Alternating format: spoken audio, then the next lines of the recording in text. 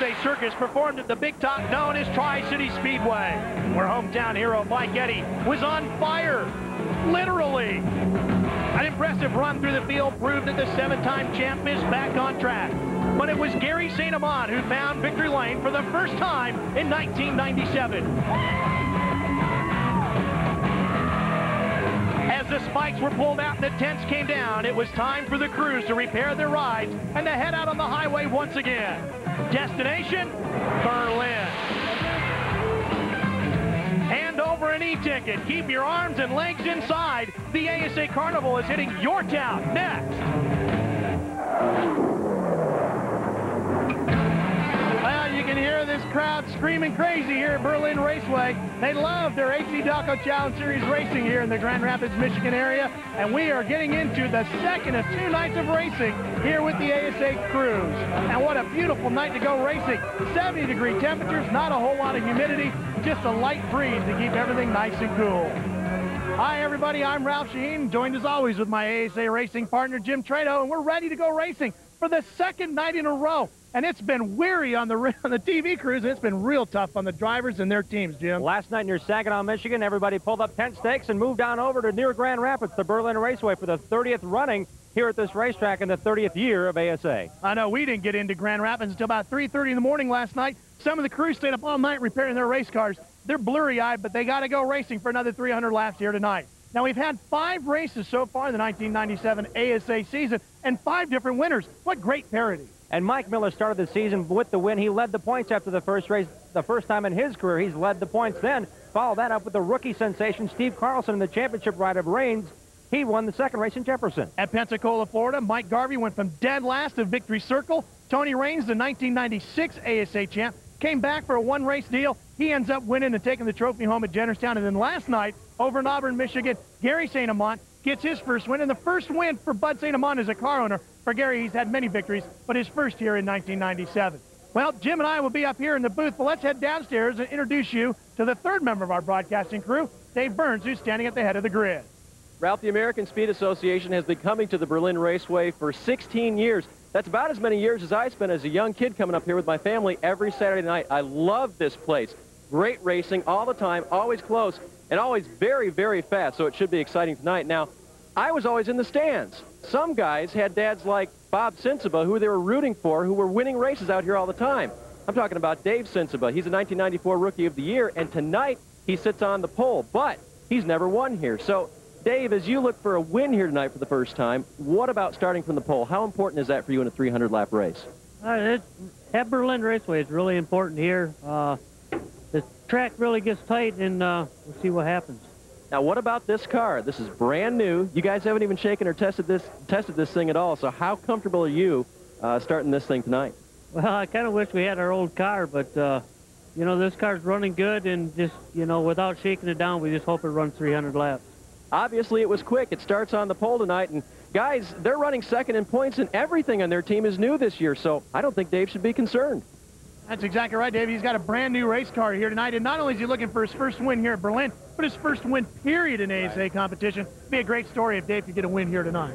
And Sensiba has had 3 career poles here, his 4th coming in his rookie season, setting the added pressure for Brian Ruffner, who finished second in the Rookie of the Year standings in '94 too, Dave Sensiba. Now, there are a couple of other cars out in the field who are a little bit deeper behind Dave Sensiba, who we think could be potential winners, including Steve Holzhausen in that 5 car. He won this race in August. There was a 300-lapper then. The third and only 3 drivers have won here at this racetrack that have not been Michigan-born. In the next row, we find the 23 car of Rick Beebe. He's had extremely strong runs this season. Look for him to come to the front. Holzhausen's in the 10th row. The 11th row is where you also find the 81 car, the CarQuest AC-Delco backed entry of Harold Fair, a Michigan native from Detroit area. Ran real good last night over at Auburn. Sat about 3rd for most of the evening. Ended up finishing 11th or 12th, I believe it was.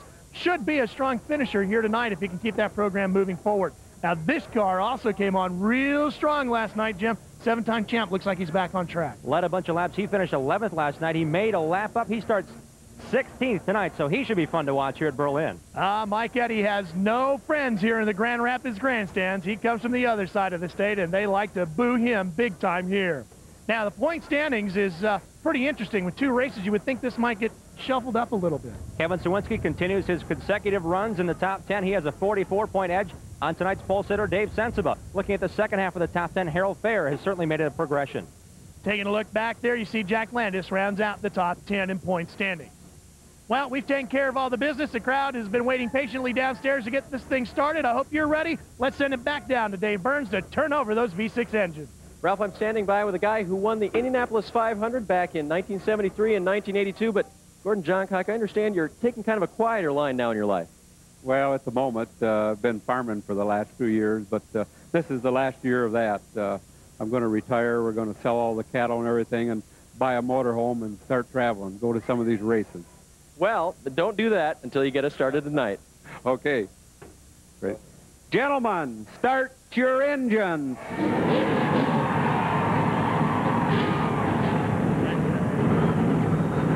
They come to life, and Bob Seneker, one of the hometown heroes here in the Grand Rapids area, is ready to see if he can get to the front. Can Gary St. Amant make it 2 nights in a row? Stay with us and find out.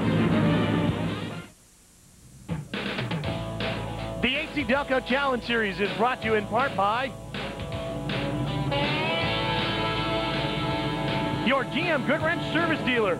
We want your business.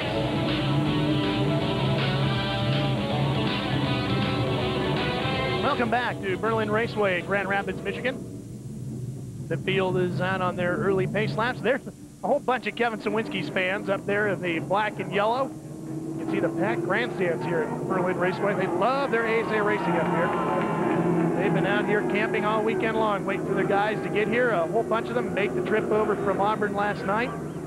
Saw both races. Let's introduce you to the field for tonight's race here at Berlin Raceway. Starting with the front row. And row 2 right behind it, Dave Sensiba on the pole. Bob Seneker right alongside of him. Gary St. Amant, the winner last night. And that hotshot rookie, Steve Carlson, lining up alongside. Qualifying 5th, picking up the final AC-Delco rapid-fire qualifying point is Brad Loney. Outside of him, current point leader Kevin Sawinski in that all-black #1 Pontiac. The next row fills in with Springhaven, Michigan driver Joe Knott and Mike Miller out of Marietta, Georgia, outside row 4. And back into row number 5, Scott Hansen driving the Johnny Benson Fan Club back entry. Of course, JB winning the championship back in 1993. Still likes to support the series as he stuck his name on the side of Scott's car here in front of his hometown crowd. Smokestad, Sauter, and Carvey rounding out those 2 rows. 13th on the grid is Brandon Sperling of Mooresville, North Carolina. Outside of him, Canadian legend Junior Hanley in the Kendall Oil Chevrolet. And the next row we find the Big A Auto Parts Chevrolet of Buddy Schrock out of Ohio. And Mike Eddy, 7-time ASA champ with the GM Goodwrench Service Pontiac. Back into row number 9, hard luck guy if there ever was one. Brett Bell, Kurt Huff, Joe Bush. We don't get to see him too often, but a real strong contender. And Steve Holzhausen out of Wisconsin, number 5. Starting 21st on the grid in row 11 will be Rick Beebe of Miriam, Kansas. Outside Harold Fair, now up to 8th in the points. Jack Landis slipped 2 spots to 10th in the point standings after 5 events. Outside of Landis in the 07 will be Bill Baird in the Speedy Pop Popcorn Chevy. Into row number 13, a youngster that really impressed everybody last night, Jeff Fultz, who is now in his 2nd career ASA start here tonight. Tim Taylor alongside him, Andy Bozell, and Todd Forbes. We'll tell you more about Fultz later. Row 15, we find Billy Turner out of El Reno, Oklahoma in the Santa Fe Pontiac, and Donnie Barco making a rare start here in ASA. Alongside Tom Jones will be Mike Koper in the Black & Decker VersaPack Chevrolet. And the final row, row 17, out of Canada, Alec Pinsnow in the number 93. And the youngster, former motocross star Aaron Huff in car number 86 at the tail end of row 17. At your field as they continue to circulate behind the AC-Delco Challenge Series Pontiac Firebird pace car.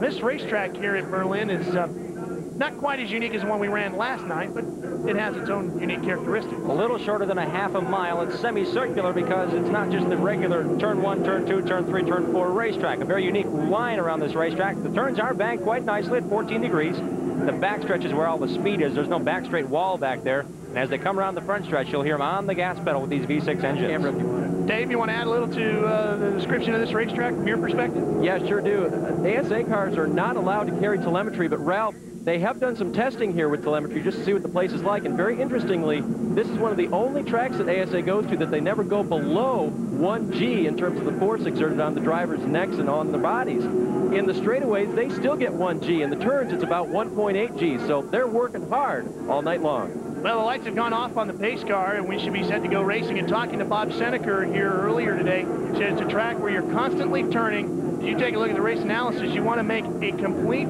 circle every time around, a perfect circle, not an oval, a perfect circle.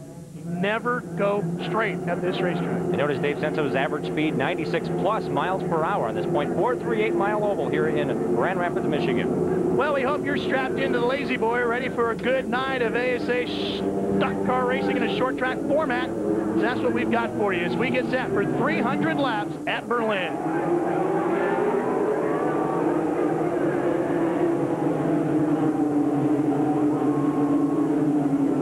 Well, 1 and 2 are pretty smooth and clean.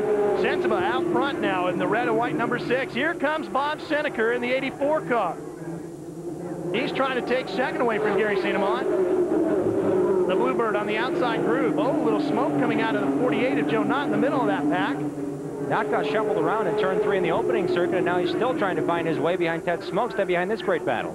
Still quite a bit of side-by-side racing all the way through the field. It'll take them a while to settle this into single-file racing. This is a racetrack, Jim, that has 1, 2, and sometimes a solid third group. They'll find it tonight. Seneker and Eddy have competed in all 29 events here in the AC-Delco Challenge Series. This being the 30th start. Again, Dave Burns mentioned it's only the 16th year, but they run here twice a year, including this season, back here in August. Bob Seneker, the blue number 84, has locked himself into second. Now Kevin Sawinski out of Minnesota takes the black and yellow with the white numeral number 1 up into third.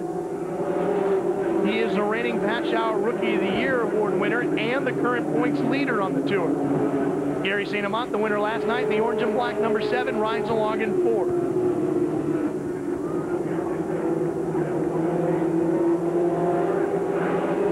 Sawinski starting to look to the outside of Seneker. Well, he drove around him on the outside like it was no problem, Dave. Not at all. Kevin Sawinski has led each and every of the 5 AC-Delco Challenge Series events contested this year.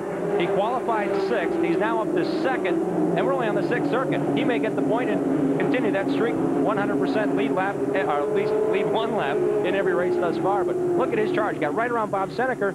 But as we know, Ralph, Seneker's methods and methodologies is if you really want to get ahead of me, I'll let you go because lap 300 is when they pay the paycheck. Bob has got more nicknames on this tour than just about everybody. Here comes Mike Eddy in that black number 88. He's making his way up to the front. One of the nicknames for Seneker, by the way, is the Sneaker. The reason for that is he tends to, as Jim was pointing out, sneak his way back into contention as the race progresses. Junior Hanley's in that white and red numeral number 72, the Kendall Oil car. Junior, the best stock car driver ever out of the great country of Canada. On the outside, and here comes the polar bear, as they call him, Mike Eddy on the inside. What a battle these two are having. 12th and 13th up for grabs. Hanley had 12th, and now Mike Eddy will use an inside pass off of turn number 4. Continue that arc into turn number 1 and take the position. Brett Bell behind them in the red 56. Scott Hansen just in front in the 52. Here's a good fight going on here, too. Brad Loney, who finished second last night. The blue and white number 33, the Bun Saver car. And the AFC 1000 red number 18 of Mike Miller out of Georgia running behind him. Ted Smokestead and the number 32, the red, white, and blue entry, runs behind them. This is a fight for 6th position right now. Miller to the bottom side. Can he get 6th away from Loney?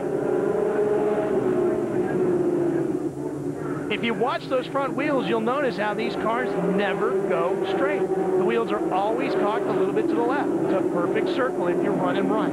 Mike Miller designed the own front-end geometry of this car, but if you notice the right front of this number 18 AFC 1000 Pontiac, it looks like it's tucked under the fender well dramatically with a lot of camber. That's how he likes to run this car. That right front tucked way under that right front fender on the 18. Now, Mike Miller in that red number 18 had problems with motors yesterday, big time. Blew one up, changed one, ran with the changed motor last night.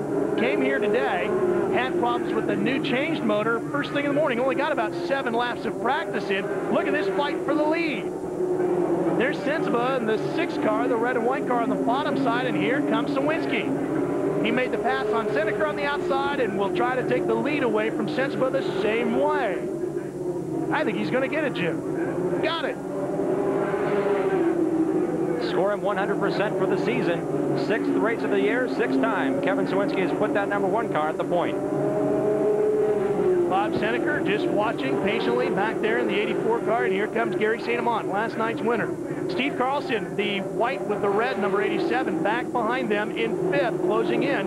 Howie Leddow, the wrench-spinning wizard on that car.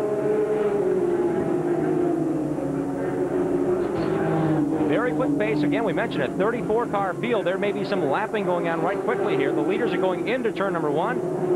Final car on the field right now is down the back stretch. So this could be very important positioning-wise for Bob Seneca to either get around Sensiba or realize that when they get to lap traffic, you'll have to stick behind him.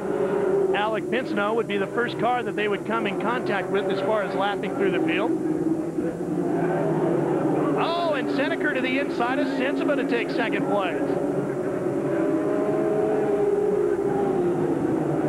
So Seneca obviously taking your advice there, Jim, and I don't think he better get in there. I don't think he's monitoring us, but he certainly is getting right back up behind Kevin Sawinski. I don't know, Jim. Anybody that knows anything about ASA racing would be a fool not to listen to you.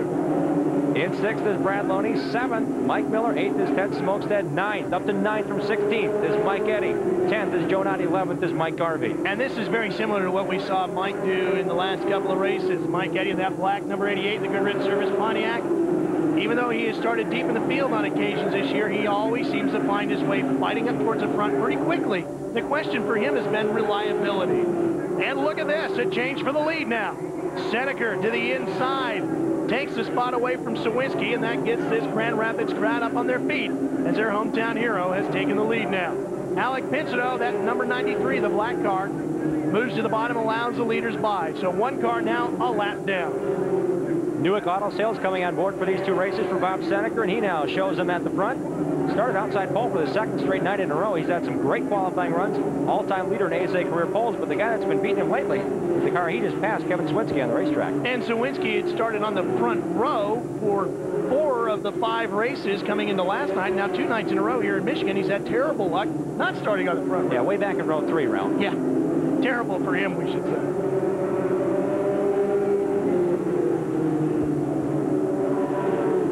By running that big circle, Bob was telling me you conserve tires and you conserve fuel, and you're not using the full motor in the car.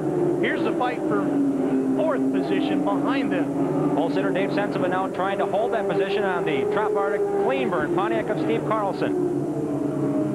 Gary St. Amant has taken over the 3rd position, and Sensiba drifting back a little bit. Look how much lower Carlson is getting through turns 3 and 4. That's going to make the difference here as he gets a nice run up underneath him as they go down into turns 1 and 2. And it looks like it's inevitable that Carlson is going to be able to complete this pass. Sensiba with a lot of laps here. However, he only ran here a couple of seasons in short track late model racing before moving to the ASA. Steve Carlson has competed here many times in the Arco Challenge Series, where he's a 4-time champion. Look who else is sneaking into the picture. Here comes a 7-time champ, Mike Eddy, on the charge. He's got Sensiba in the gun sights. Interesting thing to note here, Bob Sensiba, Dave's dad, works for Mike Eddy's race team. So father watching his son get passed by his team owner.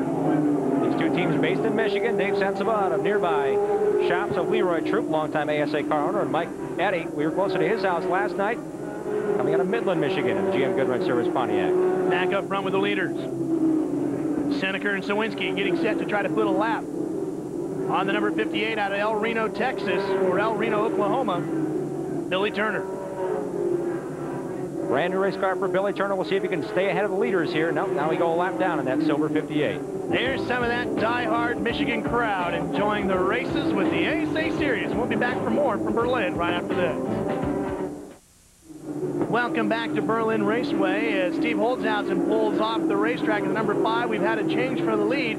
Kevin Sawinski is out front. Mike Eddy is now 2nd. Gary St. Amant is now 3rd. And what happened to Seneca? He just was on the inside line, and that's not where he wanted to be when Kevin Sawinski went to the outside, as we can see here. Seneca protected the inside line, heading into turn number 3.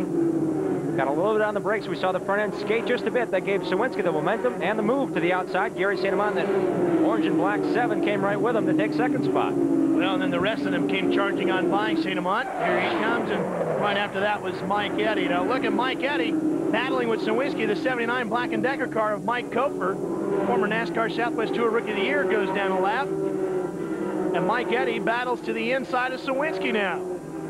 Can he get him? They're side by side as they cross the stripe, and we've got a new leader again. Great racing here tonight at Berlin Raceway.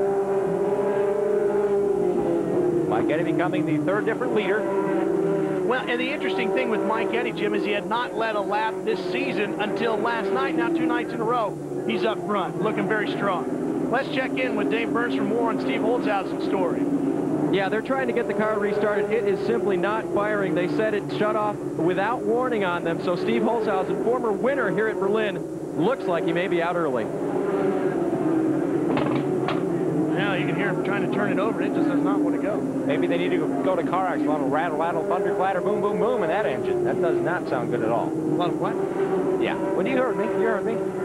Mike Eddy, though. I heard you. I didn't understand you. Mike Eddy has 11 wins at this racetrack and 29 previous ASA events. This guy owns the racetrack. Bob Seneker, yeah, not too shabby. He only has 8 wins here. Gary St. Amant, that number 7 car, as we take a look back now. This is a little bit deeper in the field and a good side-by-side battle to fight for 9th. You've got Brad Loney in that Fun Saver number 33 on the outside. The red, white, and blue number 32 of Ted Smokestad tucked to the bottom. The Trim Blast car. Oh, great racing there. And that is Kurt Huff in the 66 car. Good to see him up racing this path. Great run. He was very strong last evening. They practiced this past week, Wednesday night in Auburn, Michigan. The team is certainly looking forward to better things. They've brought on crew chief Jeff Richardson, longtime Tom Jones crew chief, and those guys are really getting their act together. Based out of New Palestine, Indiana. Kurt Huff in the 66, running for Rookie of the Year honors with his best run to date. Running just outside the top 10, followed by Brett Bell in the Wonder Bar Ford. But the New Palestine Drivewall 66 of Kurt Huff certainly is a pleasant surprise to see him charge to the front. With 42 laps completed, it's Mike Eddy, Kevin Sawinski, Gary St. Amant, your top 3. Steve Carlson sits in 5th. Joe Knott, Mike Miller, Dave Sensipa, Brad Loney, and Ted Smokestad round out the top 10. That's Seneker sitting in 4th. Kurt Huff, Brett Bell, Harold Fair, Scott Hansen, Mike Garvey, the top 15. Then Buddy Schrock, Brandon Sperling, Andy Mozell, Todd Forbes, and Canadian Junior Hanley rounding out the top 20. But now 44 laps completed. We just saw Jack Landis in the 07, the LA Electric 07, get freight trained as he dropped back at least 10 spots in turns 3 and 4.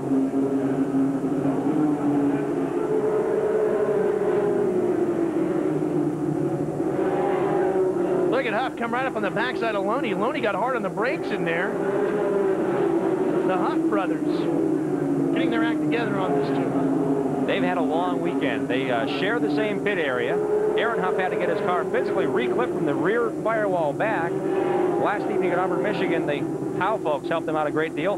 They were working on the car, missed most of practice. Kurt Huff, however, kept the car clean, and as you can see, the end result of practice and the right setup thus far at this point in the race, when the sun sets down, Kurt Huff certainly has the right setup at this point in the evening. Well, with 47 laps completed, Kurt Huff is in 11th. Brother Aaron sits back in 20th.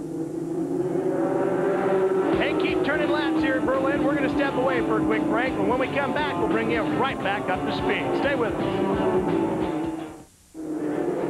Here's one of the Grand Rapids natives enjoying some great ASA racing here at Berlin Raceway. The AC-Delco Challenge Series, back to the first of 2 appearances here in 1997. Mike Eddy's continuing to lead in the Good Wrench Service Pontiac out front. Right now, Landis, Jones, Bush, Holzhausen, Baird, Taylor, Sauter, Turner, Koper, Pinsino, and Parco have all gone down a lap. Boy, Eddy is flying through the back end of the field. And he's picking them off with ease. We thought he knew the racing line last night at his home track in Auburn, Michigan. He certainly is putting the hammer down as the professor of this Berlin Raceway thus far. Seneker right there in the blue 84 sits back in 4th position.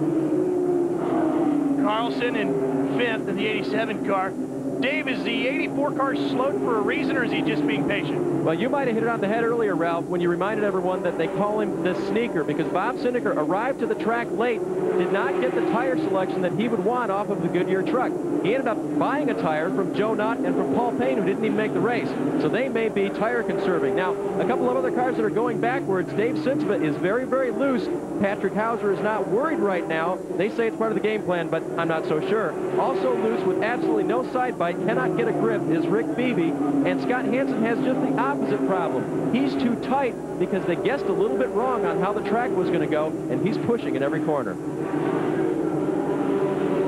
Well, there you see Seneker still fighting his way through the field, running with Taylor on the outside. And if you look back through the field here, you see some of them all coming. There's a 6-car Dave Senseman, and this is a brand new race car that he is driving. Last night, they went with the old tried and true car. They tried to come out here earlier in the week and shake this new chassis down. Didn't get an opportunity to do that, so they're a little concerned at what they were going to have here tonight, but they thought, well, we got to break it open one of these days. Harold Fair now goes around to the outside. That CarQuest AC-Delco car, he started 22nd, and Jim, he's all the way up to 9th now. Moving around Dave Sensible again, that forward progression and rear progression. Mike Eddy started 16th. He's now our leader in the Pontiac.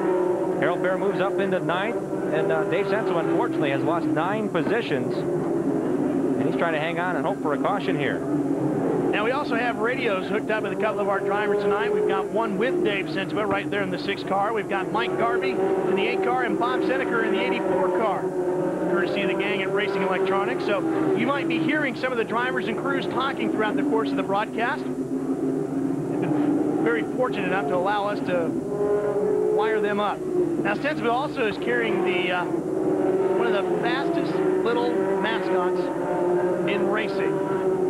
Oh, look at this back here. Look at this pack back here. That's a fight for 12th place going on back there with Hansen in the 52. No yellow beforehand. You're 12 laps away from one. Competition yellow.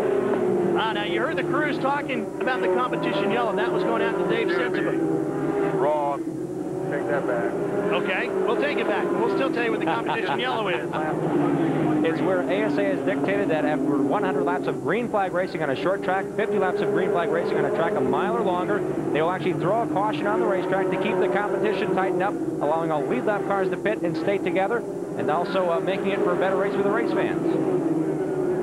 Sensible, I was going to tell you, he's carrying a Beanie Baby on board.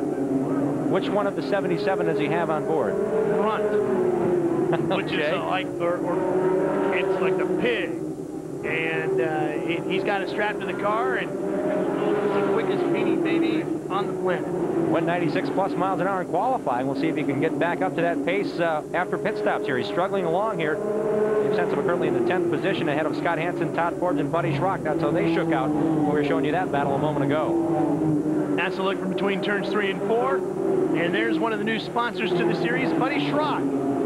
13th in the field right now in the Big A Auto Parts car. Look at this, almost 3 wide racing, headed down the backstretch. Andy Bozell.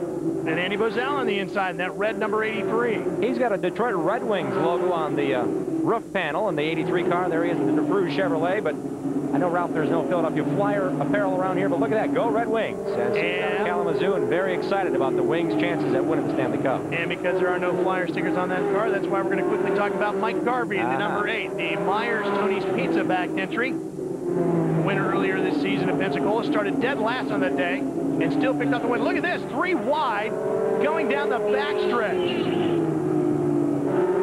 Great racing with the AC-Delco Challenge Series car. Mike Garvey now racing out of Sewanee, Georgia, was actually a local and raced here weekly at Berlin Raceway. He worked at Fort City Racing with Glenn Allen Jr. and Gary St. Amant. He moved south to Atlanta area after a stint in Florida. He now is running ASA full-time for Jerry Gunneman's Milwaukee-based team, but he said it's been about 10 years since he's raced anything here at Berlin Raceway, but it's certainly, that old bicycle is working here at Berlin for Mike Garvey thus far. Yeah, well, it better really start moving because here comes the leader. Mike Eddy in the 88 car is still flying. He's going to get around Kurt Huff on the bottom and go, oh, he's got Jack Landis in front of him now in the 07 car. That's going to close up that bottom groove. Mike's got to be patient. One thing, Mike, last night, might not have been as patient as he needed to have been, and it might have cost him a little bit in the closing stages of the race. He rubbed with Rick Beebe at Alpha turn number 2 last evening. It actually cost him a lap on the racetrack because he spun from the contact while running 6th. So as he made his way back through, it was then a fight that he could not win because he knew he was out of laps and out of time. Cost him the win. He ended up finishing 11th. Had he been patient, Jim, I don't think there was anybody who was going to beat him last night. That was a racing incident, but he did make his lap back up on the racetrack and was the fastest car at the end until he used the tires up. He did, however, finish up in the 11th spot. So that matched his season best, unfortunately, for the 7-time ASA champion. He's looking for better things tonight. Mike Eddy knows no better way to get back in true form than lead a lot of laps in an ASA race. The point to make, though, is that he could have hung on and won last night, and if he can hang on and win here tonight, that'd have been 2 wins in a row. The first driver to do it would have been in 1 weekend. What a weekend sweep he would have had. In 1994, the last time ASA ran a back-to-back weekend, he won the Saturday portion here at Berlin Raceway. In 1992 and 94, the Friday winner of those back-to-back weekends was Johnny Benson Jr. Mike Eddy won the Saturday race in 92 and 94. Benson won the previous evening. So, yeah, you're right. He would be the first guy to do it 2 in a row in a back-to-back weekend. Andy Moselle in that 83 car was running 12th. Mike Eddy has just lapped past him. He's on his way after the 11th position car. Stay with us. We're coming right back.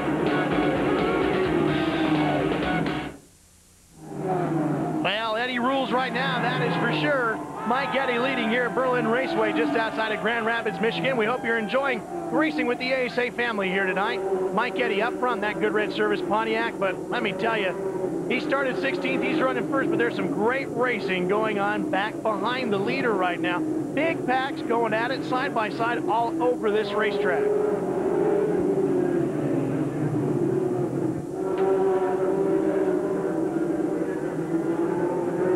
Watch this.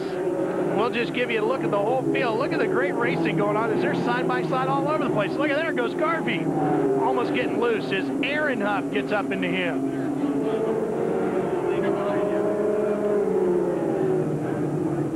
Garvey's in the 8 car. And here comes Mike Eddy, continues the blister. There's the pulse. Oh, he gets right into him. Mike Eddy right into Dave Sensiba. They both gather it up. That could have been costly.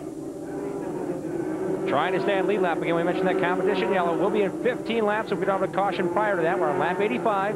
Sensible trying to stay on lead lap because they get privilege. All lead lap cars get to come down pit lane first. That'll keep Sensible in the serial. And Dave is running at 11th right now, so he wouldn't be out of the hunt if he could hang in here. Look at this. He just came down on him, you think, or did Mike move up? Oh, come on. You Step put on the two-headed edge. coin. You put two-headed coins up there. I'd say a heads up, and it was Mike Eddy getting pitched out by Sensible into 1. So I'll go with Sensible cutting him off. How's that? I agree with you. Let's see what they do now. Eddy closing back up on him. Sensible switching to Pontiac, searching for his first victory in 1997 and first ASA career victory. Second in points coming into Kevin Sawinski, who was also winless after 3 wins in his rookie effort a year ago. Well, and until now, this is, oh, look at this. Carlson in the pits. Unscheduled change, the right side tires. Gary Donegan, the right rear tire changer, normally for this crew, unfortunately, had a death in the family. His father passed away. Our thoughts with those guys, and as they work here this evening, their hearts are elsewhere. As Gary Donegan back home in Wisconsin for the 87 team. To the inside goes Mike Eddy, and we go down to the pits to check in with Dave Burns. Yep, that's a right front, guys, on the 87 car of Steve Carlson. They needed to come in and couldn't wait for that competition yellow. Let me point out something very interesting down here. As that approaches, there's a lot of nervous movement down here on pit lane. A lot of crew members sitting around talking to each other, running back and forth, talking about their strategy. They're just waiting for something to pop out there if it's not the competition yellow. 10 laps away is the competition yellow as Dave Sensiba now goes down a lap. The first time in 1997, Dave Sensiba has been off the lead lap. As Mike Eddy continues to plow through the field, ahead of him is Donnie Varco in the number 94. 72 is Junior Hanley, the 2 white cars directly ahead of this black 88.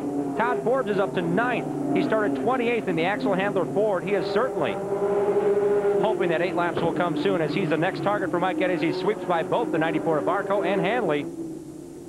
And what a great run for Forbes, too. Right now, it's Eddy the leader. Sawinski holds on to second. St. Amant is third. Seneca is fourth. Joe Knott fifth. Harold Fair, Mike Miller, Ted Smokestad, Forbes, and Sensiba round out the top 10. Bozell, Hansen, Kurt Huff, and Aaron Huff running 13th and 14th. Mike Garvey is 15th. Foltz, Schrock, Beatty, Bell, and Joe Bush up to 20th. Junior Hanley rounds out in 21st. Now watch Mike Eddy how he dives all the way down to the bottom of the turns here in 3 and 4. He'll get all the way underneath the yellow line. That's a great handling race car there. We've seen him pass on the outside too, Jim. This is a stout car this weekend. He will be the only driver that won't want the competition yellow because he is extremely fast on the racetrack. He charged his way up into the 6th position in 6 laps after starting 16th. And he is certainly on a tear to get as many cars a lap down if we do indeed have a yellow before lap 100. Well, somebody who would have been praying for that yellow right now is Brad Loney. If he's not careful, he might become the yellow. He has got a problem. The bun saver number 33.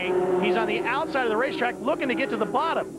Problem is, there's so much traffic on the inside, he can't get to the bottom. Brad Loney is bad loose. He may even have a right front tire going down. It is on the rim. And now he finds his way down to the bottom. Brad Loney, well, you know, I wonder if we're going too far on these tires here tonight. You think that could be it? Loney has been running the third group. He would drop way back to 17th after starting 5th in the first 50 laps. He's been running the very outside line, the third group, which was not established except for his line, so he may have run over some debris that was on the high side of the racetrack. You can see some of Mike Eddy's crew coming over to help. Dave, what's the story? It is the right front. It's smoking, and it's ugly. No way Brad Loney could have stayed out there till lap 100. He stalled it now.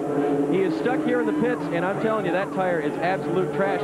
I did take a look at Steve Carlson's good tire that came off the 87 car, and it looked great, guys. These tires do last a long time. Brad Loney started 33rd last evening and finished a season-high 2nd place, but going down this lap early will cost him in the rundown. And they're a little blurry-eyed this morning as well. On that crew, they had to change an engine because they had found some metal in the oil filter after last night and a brand new K-Tech motor in there tonight. They were hoping for a good finish. Well, the competition yellow has come out, and Mike Eddy in that 88 has lapped all but the top 8 cars in the field tonight. What a stout performance for the Polar Bear.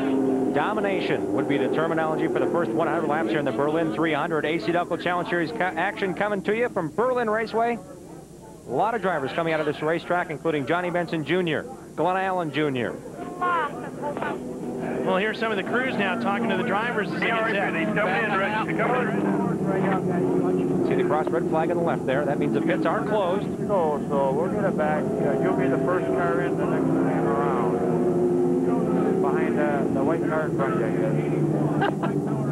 That white car would be the pace car, as they talk on the radio. That's Dave Sensiba's crew talking to him. Larry Reefer, who is the spotter for Dave Sensiba, high up in the grandstands, overseeing things, telling David what's in store for him. There's plenty of room here at this racetrack. 3 and 4 grooves are built up on this circuit. But not on pit road, and this is going to be an interesting part of the race tonight for these crews as they try to service these AC-Delco drivers. Oh, there you go. Here they come down pit road, and Dave Burns is there to cover him. Mike Eddy comes in, and he overshoots just a little bit. Now his veteran crew chief crew goes to the right side. They change both right side tires. He is up on the jacks. Blood ducts going on, and now they will drop Eddy down. He's got a long way to go at the end of pit road, so keep your eye there. It's a tight squeeze for Mike Eddy as he speeds down pit lane. Well, it looks like Sawinski's crew is going to beat him out. And they do. Kevin Sawinski's crew gets a much better stop. He will be the new leader. Well, at least he'll have an advantage. For a little while. We'll have it all straightened out when we come back. Stay with us. We're coming back to Berlin right after this. Welcome back to Grand Rapids. There's some Mike Eddy fans sitting up in the grandstands. And we're still under the competition yellow. Dave Sensiba driving the engineered polymer Daytona Auto Auction car. There he is, right there in that number 6, the Port City chassis car. We're going to have an opportunity to talk to him real quick. Dave Sensiba, Ralph Shaheen, can you hear me? Yeah, go ahead. Dave, you started off so fast tonight, and then we saw you drift back a little bit. What did you do during the pit stop that hopefully will get you back up front? Well, we had to make some adjustments. The car's really loose, so, we had to tighten it up to see if we can get this lap back. Okay, buddy, good luck to you out there tonight. Of course, that is that new car, and there was some question as to whether or not he really wanted to drive this car, but he had to drive it.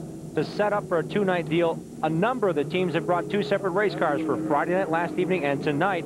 The teams that did have to make the changeovers are the teams that are going to be really tired come the race end here. We spent the entire day under beautiful, bright sunshine, which takes a little bit out of you. If you're from the Midwest, you know exactly what the weather's been like. This is the first nice weekend they've had here in Grand Rapids, Michigan. Heavy rains yesterday. The teams come here today, the second race in 2 days, and these guys just wanted to go 2 separate cars for 2 nights of racing. Now, Mike Kofer, the number 79, the Black & Decker car, had some problems during his pit stops. Watch this. Look at the fuel come spilling out of this car. That's not on the, that's actually from the fuel fill.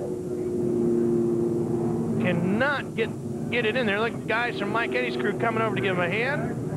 Oh, what a mess for Mike Kofer. Now, these cars are different than other forms of racing. They're a fiberglass body, and the fuel inlet is actually a little bit lower on the quarter panel, so you really have to get down there, especially when the car's jacked up on that side as it was. It's very hard to get the fuel fill in. It takes quite a technique to get that nozzle in. You don't get the can in there right, it does just that. Dave Burns? Ralph, good speculation earlier with Brad Loney. Look at this tire. Severe wear marks on that right front tire that they say eventually just came apart. Right here, you can see where he's worn it out after about 90, I guess it was about 98 laps. That's right. It was just about 95 to 98 laps. And he was so close to that competition yellow. We go back to green and look at Sawinski slicing through the field. Starts low, goes high, but Mike Eddy sticks it right down on the bottom below that yellow line. And the 88 car coming right up inside of Sawinski. Steve Carlson had to make an undue pit stop. He is 2 laps down, trying to stay just 2 down, as these leaders will put him 3 down if they get by that white car just ahead of this great battle. Black Pontiac 88 is Mike Eddy. Outside of him, the number 1, Kevin Sawinski. 2 Pontiacs going at it for the lead as Billy Turner brings his machine down pit road. Problems for him. And Mike Eddy back out front once again. And here comes Gary St. Amant. He's been quietly working his way up into the front here to make some noise. And he comes to call on the inside of Sawinski now. Holzhausen in the 5 car is at least 1 lap down.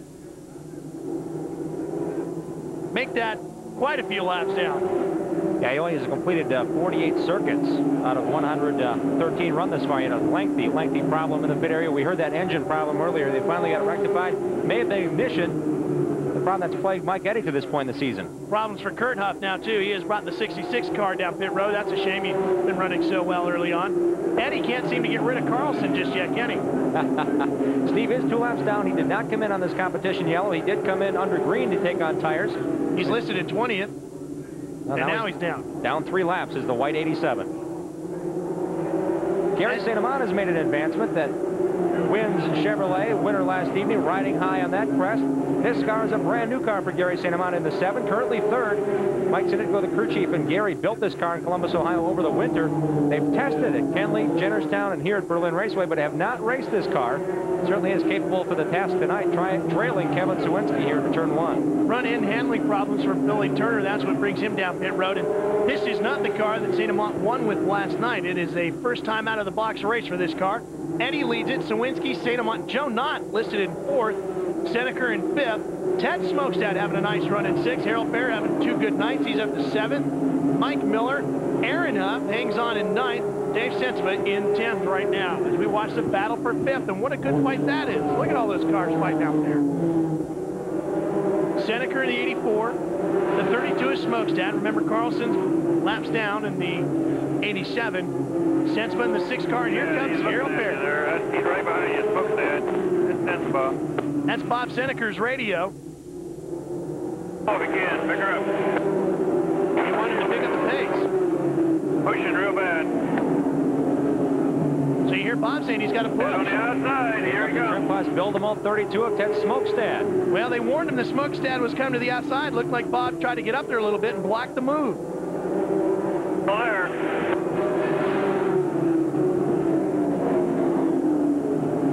You can see how important a spotter is as he tries to talk him through. Am I seeing puffs of smoke off the right rear of Seneker's car? It looks like there's puffs going into the corner, so it could be more than just tire smoke that Bob Seneker's in before. Now it's smoking down the straightaway. On the back now, that when you went by me.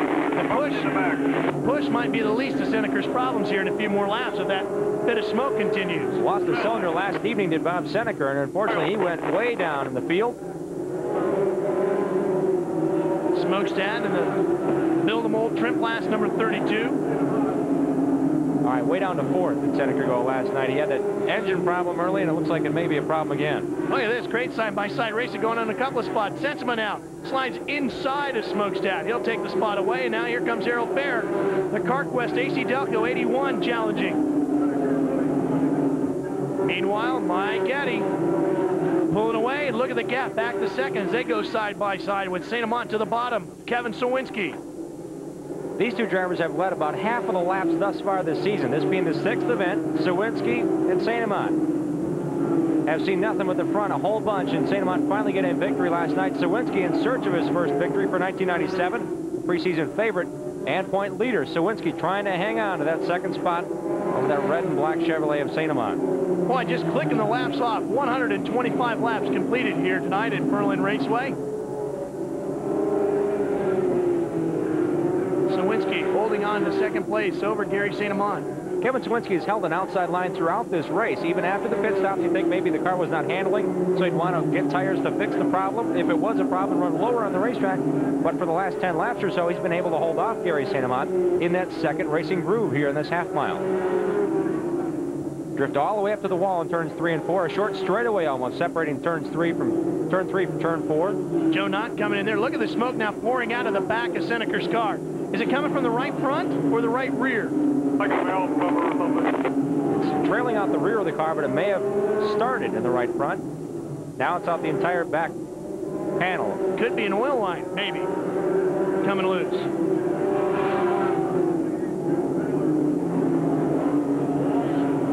He's got Mike Garvey all over him now. Look at Garvey just slide back. Seneker is in 8th. Last car in lead lap, Garvey. Trying to get on by to get his laps back. Not the kind of night Bob Seneker was hoping.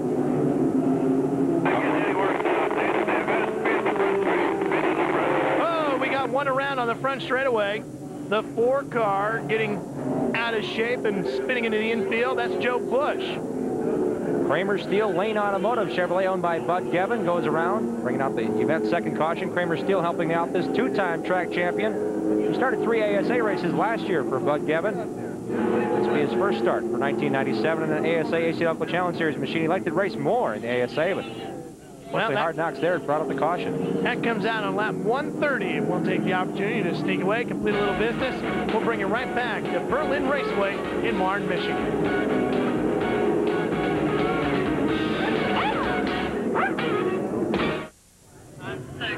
We're back to Grand Rapids, Michigan. There's some Brandon Sperling fans in the grandstands here tonight. And the crew's continuing to work on their cars. Kevin Sawinski had an absolutely fantastic pit stop once again. This is the second time he came in after Mike Eddy, but watch what happens. This crew, under the guidance of Mike Chaffee, goes to work on the number 1. Nice, perfect pit stop. And Kevin goes in behind Mike, but comes out in front of him. The second straight time, and Mike Eddy pitted well down pit lane. As you notice, they pitted on the right-hand side of the pit lane. We'll get to that in a minute. Problems going on here. Let's check in with Dave Burns. Yeah, Bob Seneker came in. He shut the motor down now. They first came in on the first time by and put on left side rubber. Now they're going under the hood. And John DeCook, crew chief, really did not have an explanation. I asked him if they changed anything on the motor from the night before at Tri-City. The only thing they did was replace a valve cover, so they'll go in deep. I'll give you a report. All right, Dave, thank you. Dropped that cylinder last night. Soldiered on to finish 4th last evening in Auburn, Michigan. The race last night was won by Gary St. Amant, Brad Loney, and Steve Carlson with the top 3. If you want to stay on top of the ASA action, that's what happened last evening in Auburn. Great race last night. We're green.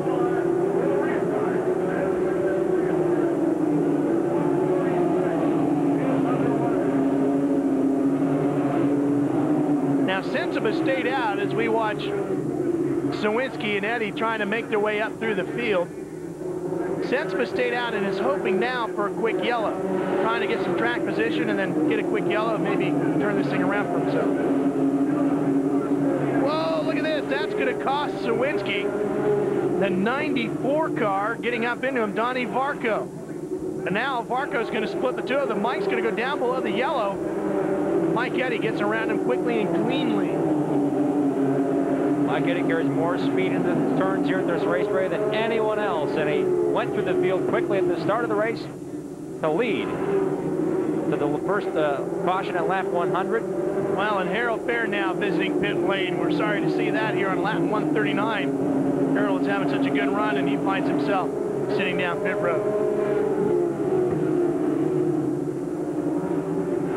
Sawinski winless, however, he has led the most laps in 3 of the 5 ASA events run this year. Mike Eddy trying to get around the trim class 93 of Alec Pinsino and Gary St. Amant. They're in the 7 cars in the 3rd position. with 140 laps completed. Sawinski, Eddie, St. Amant, Mike Miller, Ted Smokestad the top 5, and Joe Knott in 6th, all on the lead lap. See Bill Bob Seneca now joining the race once again. Number of laps down, and Harold Baird just ducked down pit lane under green, so he's down at least 1 lap with a tire change. 2 Michigan veterans going down early here. Again, only 3 drivers outside the state of Michigan have won here in 29 previous ASA races. They all hail from Wisconsin. Jay Sauter did it in 1992. Dennis Lampman won a 300 lapper here in 1993, and last year in August, Steve Holtzhausen topped the 300 lapper and here at Berlin Raceway. But everyone else is born and bred right here in Michigan with a ton of laps here at Berlin Raceway. There you see that back straightaway where there is no wall. And then the last chance race, we had one of the cars go sliding off. There's nothing but grass back there. You actually slide over the hill. If you don't hit a tree, you can make your way back in. And if you exit quickly, they lose track of where you are until you perhaps climb back up against the pit wall and give them away, because there is a dip back there if you get off the backstretch. Kevin Sawinski only worried about Mike Eddy right now. He's chasing him from behind. We'll be right back. More Grand Rapids.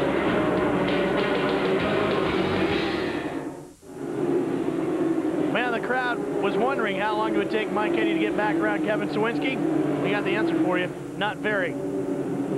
Mike has gotten the 88 back out in front of this one here in Grand Rapids. I'll show you how it was done. Mike Eddy. Into turn number 1, Sawinski again has been using an outside line, but Mike Eddy just ducked it lower. Put his black and silver Pontiac to the inside of Sawinski and made the pass. Just ahead of them is lap traffic. Sawinski lets him go on by with a clean pass into turn 3. We're just past the halfway point, 152 laps completed. This one's really been smoking right along.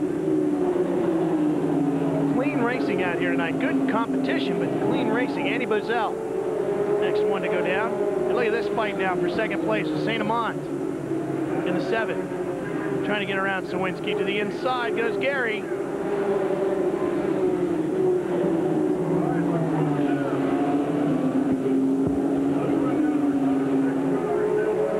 Right alongside of him here. Tough to race that close together for this long. It's amazing the quality these drivers are showing out here tonight. Good driving skill. Whoa, we got a big problem. And Mike Eddy. No way. Way. Mike Eddy. Now, did he get tapped from behind, do you think? That's Smokestad there. Ted was running in the fourth well, position. Mike, I'll tell you what, came back on the track fairly aggressively with Steve Carlson. Let's see what happens here. Third caution coming out on lap 155. Mike looks like he's hunting for something. He's going right around. There's Andy Bozell. You think it had something to do with Andy Bozell? I'm betting it did. He got right up into Andy Bozell. He was apparently very hot about something with Andy Bozell. And he let Andy know it. You want a quarter or do you want 3/8? Andy was running in the 8th position, 1 lap down. Boy, Mike Eddy last night working his way back to the front, spun with Rick Beebe. Last night he said he was happy just to finish the race. Now he wants to win this thing. And oh, look at Mike. He's passing more cars and diving through traffic here under the yellow than he has all night. drivers are told he's passed a lot of cars tonight. He's going out to the inside. He's not doing this for position. He's doing it to indicate he's coming into the pit. So he's trying to form up behind the pace car. Yeah, there he goes. He slots in behind Joe Knott now. Well, he let the message be known to Andy Bozell exactly what he thought, and now he's ready to pit and see if he can get this Goodrich Service Pontiac squared away back out there. Doesn't look like there's too much heavy damage. Looks like he tapped it with the left rear quarter panel. His pit area is at the very head end of pit lane. They chose these pits based on points. He came into this race 23rd in points. He's lost the lead twice in the pit lane to Kevin Sawinski, the point leader. Sawinski's pitted way at the head end of pit lane. Crew Chief Howard Thomas changes the right front. 7-time champ is ready to go back to work. Wow. Let's see. There's Bozell in the 83 car on the bottom side. Now watch Mike Eddy in the 88 car up top. Eddie thought he may have cleared Bozell, but Bozell was right down on the bottom. Looked like Bozell came into him a little bit, came up. The white smoke from Andy Bozell's car is the brakes. He locked it down once he saw Mike Eddy coming down on him. Eddie thought he was clear of Bozell, and they made contact. And you see the road flattens out there. The overturn number 2, the 14-degree banking towards the wall. Now here's where Mike says, Andy, don't do that. Under caution. Now let's take a look at this again here, Trado. I'm not too sure about this. Let's watch. Now, you decide at home. Does Mike come down or does Andy come up? Andy, you can see the black line. Andy Bozell was on the binders. So you're saying he slid up into it? I'm saying he was locked it down because Mike Eddy was coming, and Mike Eddy thought he was clear of Bozell. There's a black line heading into turn number 1. That's with the left side tires of Bozell were locked down hard, trying to avoid Mike Eddy's rear bumper. Well, so much for a clean race, huh, folks? Short track racing. It's heating up. The folks at Grand Rapids getting a good show tonight at Berlin. We're back to the show. Gary St. Amant looking to win 2 nights in a row. He's out front right now. We talked about how difficult that's been to do on this Tri-City Grand Rapids back-to-back show. Hasn't been done often. St. Amant has the only shot, as he won last evening. 7 times the ASA AC-Delco Challenge Series has run back-to-back events in consecutive nights. It's been the second half of a 2-day show and 2 different racetracks. Now, Mike Eddy in that 88 car is still on the lead lap. He was 4th, and that's where he sits right now behind Kevin Sawinski, who runs behind Ted Smokestad. So Mike is not done with this yet. Looks like only cosmetic damage to that 88 car. Mike Miller in 5th in the AFC 1000. Uniseal Pontiac trying to challenge Eddie. Eddie does have those fresh right side tires. We saw him come down pit lane. Mike Miller's in 5th, and he's on the lead lap as well. Now, we should also point out, we need to complete the story on Bob Seneker is now running 29th. They had a bolt on the fuel pump come loose. That's what was causing all the smoke. They got that tightened down. Sneaker's back out on the racetrack. Running strong. 8 laps down, Ralph. Yeah. This is a good battle going on here with Mike Miller and Mike Eddy. Now, I told you at the beginning of the show that Mike Miller had, again, engine problems with the AFC 1000 number 18 tonight. They have taken parts from the motor that blew up last night and put it into the motor that he ran with last night that gave them problems this morning to put that engine together. So he only got about 7 laps of practice, and looks like that's about all he needed. He's running pretty good right now. And Georgia-based crew will sleep well tonight. If they do have a victory, they'll get to bed just a couple hours later than what they anticipated. Mike Miller, 3-time winner a season ago. He has 1 win this season, 4 top 10s on the year, and he's putting his hand out the window because we have a caution. That would be Mike Koper in the Black & Decker VersaPack number 79 bringing it out. And he has hit the tire barrier pretty good over in turn 4. Former place kicker for the San Francisco 49ers and Indianapolis Colts will drop the window net, letting the emergency crews know he's okay. Frustrated, but all right. Second night in a row, unfortunately, Koper qualified 10th last night, a great qualifying effort. And ran good. Yes, he did. He really was up in the thick of things for quite a while last night and then got spun around and says he got a little help from behind and ended up into the wall over in turns 1 and 2. Now, we don't know what the situation was with the car tonight, but once again, he has torn up the back end of the Black & Decker number 79. If you see the wall up above Mike Koper, a lot of black marks just to the right of that, turns 3 and 4, where he had heavy impact. The car came to rest at the inside. There's some black marks up on that wall from Mike Koper's rear end. There you see the black streak on the right-hand side of your screen where his car made contact with the concrete, and the concrete always wins.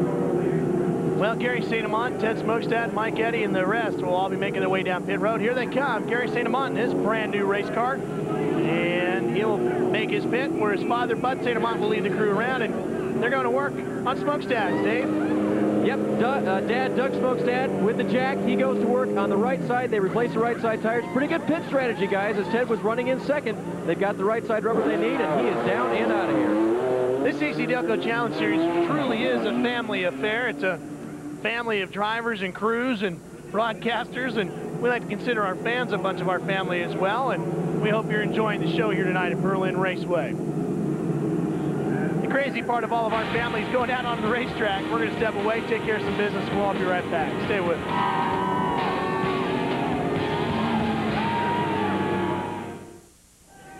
We're back to Berlin Raceway in Marne, Michigan, just outside of Grand Rapids.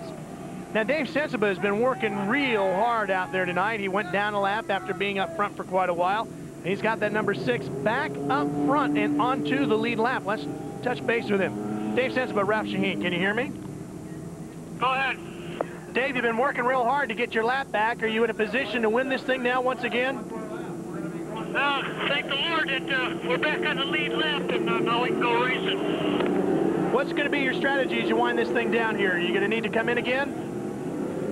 If we don't slow down too much, we're going to try to save our tires, go the rest of the way. All right, Dave, good luck to you. They've turned the lights off on the pace car, so next time by the flag stand, they'll be back into those V6 engines and racing once again. And he's trying to keep these Goodyear Racing Eagles underneath that number 6 Pontiac for 124 laps. That's how many we have left in this event.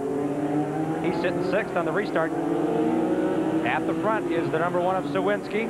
Mike Miller right behind him, Joe Knott, Andy Bozell, Gary St. Amant, Dave Sensiba. The car that led him back to green is Scott Hansen's Johnny Benson Jr. Fan Club 52 car. He's currently 9th at the very tail end of lead lap. Your leader right behind him in the 1 car is Sawinski. And if you're scoring at home, Mike Eddy sits in 8th right now.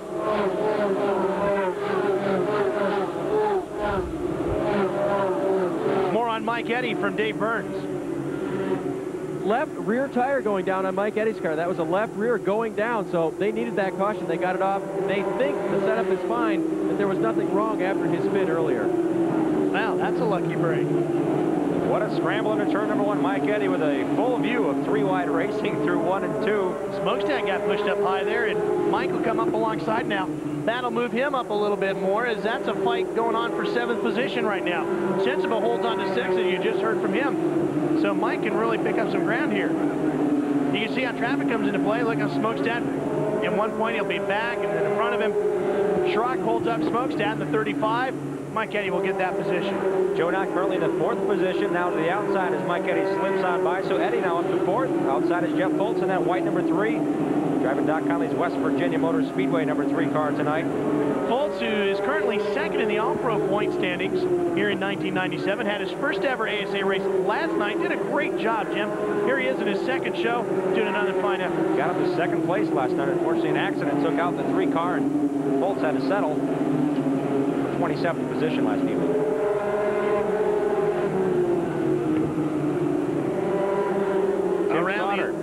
Around the outside of Tim Sauter will be Mike Eddy, and here comes Kevin Sawinski inside of the Johnny Benson Fan Club car of Scott Hansen, who is already trying to hold on to the tail end of the lead lap. You mentioned Johnny Benson's Fan Club. They're going to have a big hoedown here on Tuesday night right here at Berlin Raceway. Johnny Benson will be here. There's a $10,000 to win short track special this coming Wednesday night. He's going to be competing in Butch Miller, Tony Raines, Mike Garvey, Scott Hansen perhaps, all competing here. Butch Miller at Berlin Raceway, so those guys are got a full week ahead of them here in the Grand Rapids area. They'll be doing the NASCAR Winston Cup race at MIS on the coming weekend. Mike Miller right behind him with 115 laps to go.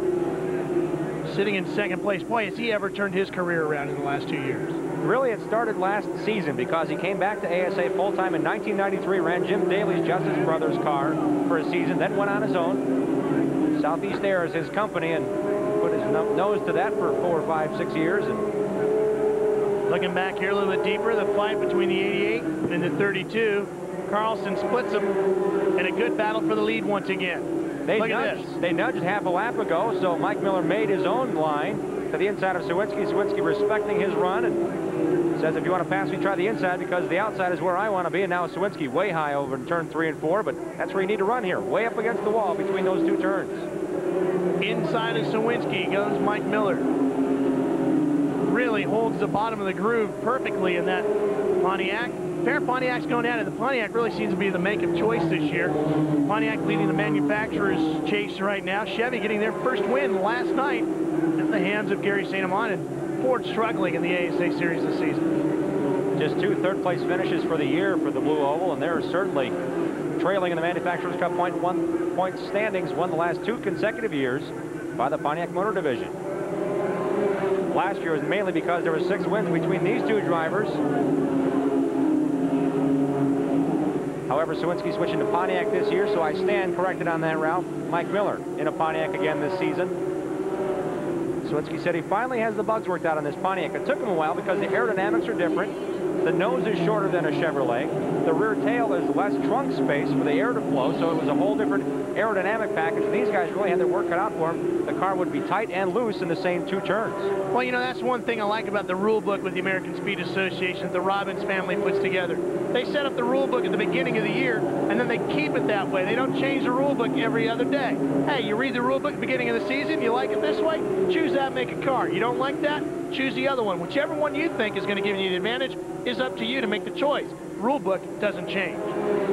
Pontiac Motor Division has stepped in as well this season. They just recently announced a quarterly bonus for the Pontiac teams. The top 5 teams in counter points get some serious cash from Pontiac, and Mike Eddy not in the top 5 yet, but he certainly has been in the hunt all evening long in this very event.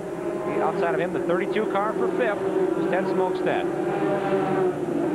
That's a good fight, too, for 5th place. That's an $80,000 program Pontiac has set up this year. That's a lot of money to be handed out to these teams. Every 5 races, every quarter, the drivers who earn the most points in Pontiacs, based on counter points, get $7,500 or $5,000 for second, $3,500, $2,500, $1,500 for the top 5 teams based on counter points. And check out this battle for lead again. It's Sawinski and Mike Miller. And the other fight going on a little bit deeper in the field as we pan back. Mike Garvey going to get a good look at it. The Myers Tony's Pizza number 8 moves up a little bit. Eddie slides by on the inside, and Smokestead forced to tuck in. Garvey is down a lap, so he surrenders there. And the 87 car of Steve Carlson down 2 laps. Yeah, but you know, Carlson's running pretty strong. He's keeping up pace with these guys.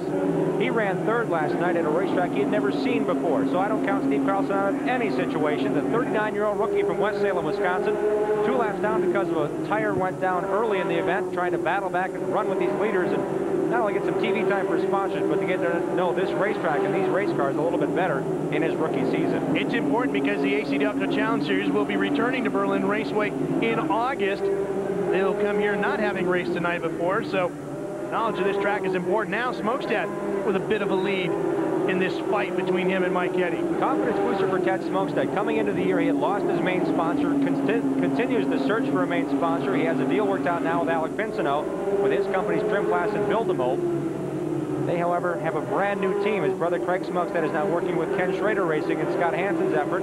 Every man over the wall is new to Ted Smokestead's efforts this year, so certainly a courageous run holding off Mike Eddy at this Berlin Raceway. Just 100 circuits to go here on the half mile. This one really clicking off fast. And we'll take the opportunity as we've just gone past that. 200 laps in the books. There's Sawinski's fans hoping their guy can hang on.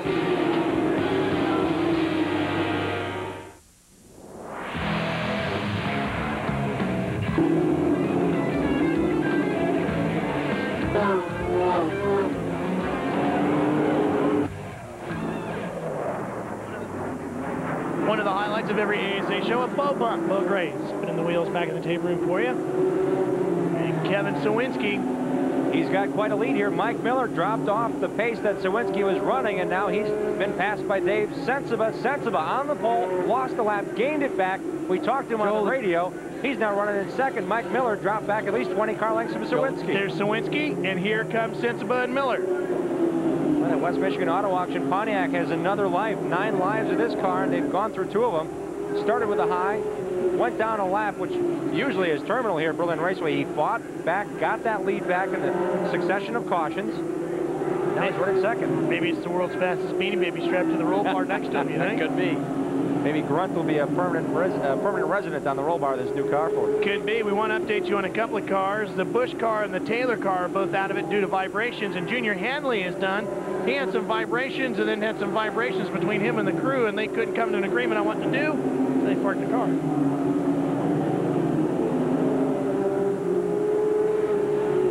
Sensiba just motoring right away from Miller, too. He is. Mike Miller may have used up some tires trying to stay on the rear bumper of that Coleman Racing Products #1 of Sawinski, but I'm saying that in the 3rd position, and it'll be interesting to see what strategies are playing out in his pit. Carl Hyland and the crew, you mentioned they chronicled the engine problems.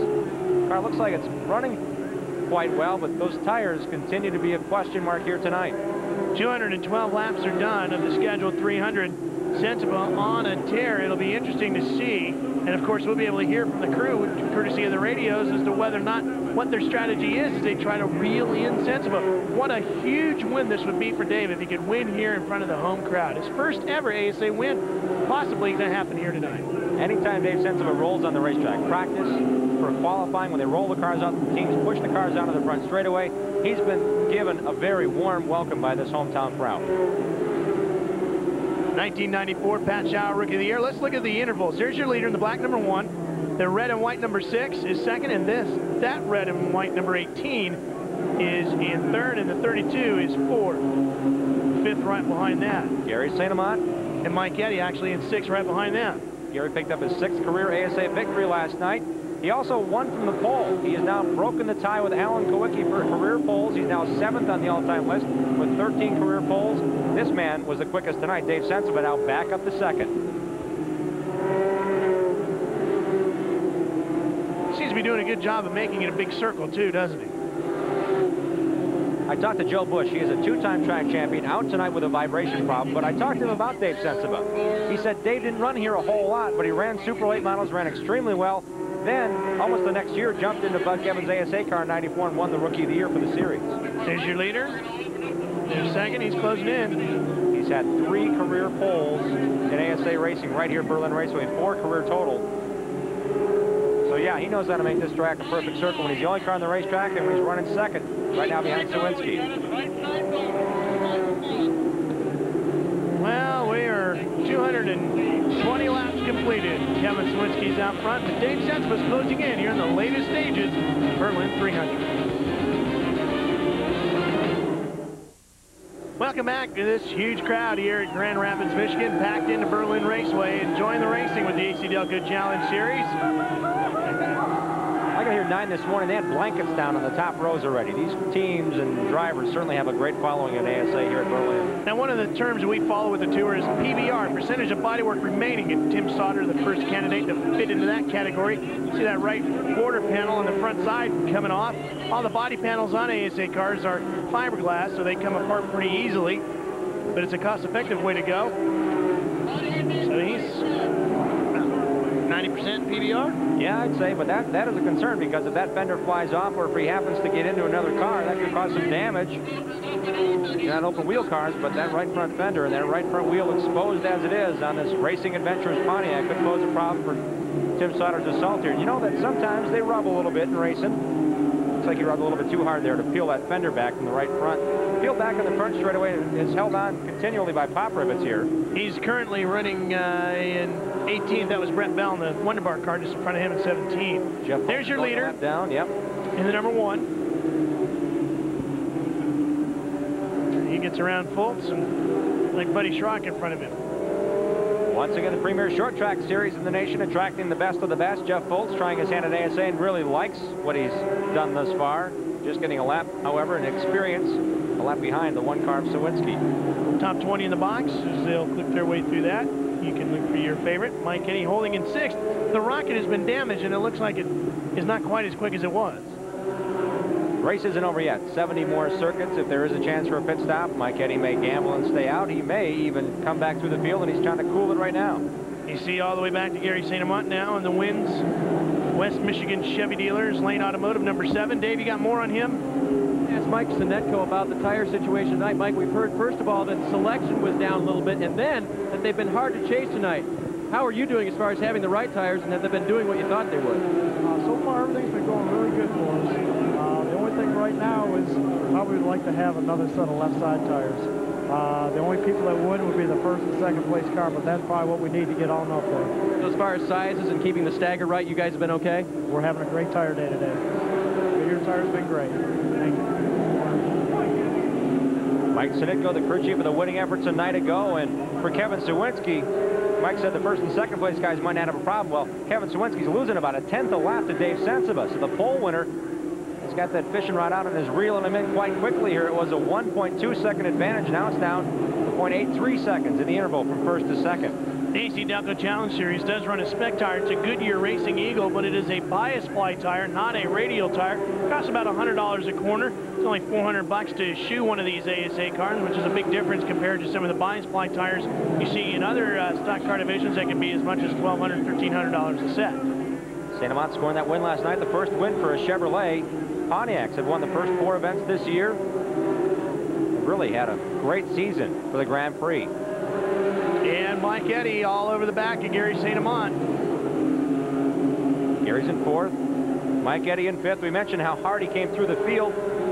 Yeah, he's running in the 5th spot, but he and Gary St. Amant may be doing that tire conservation. If they don't get a caution, they will go over 100 laps in the final set of tires.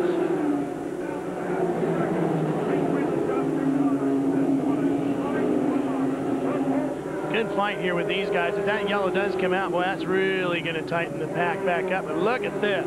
Brad Loney in the 33 car in between Sensiba and Sowinski. The leader, the black number 1, the red and white number 6 closing in. We got a battle on our hands for the lead here. 238 of the scheduled 300 laps in the books, make it 239 as they cross the stripe. Brad Loney there in the Bun Saver Hunter Specialties 33, started in 5th, drifted back to 17th, had a right front tire go down onto the rim. He's now in the 25th position in that blue 33. Tim Sauter going down. Get it. Now you can hear him talking to Dave Sensiba. Go and get him, I think he said. 40, 60 to go, and you're looking at the leader. Larry Reeford letting Dave Sensiba know exactly where he is on the racetrack. That's the leader in front of you, Dave. Go get him, he says. Both leaders cleanly by that right front fender flapping 55. Trying to say that 5 times fast.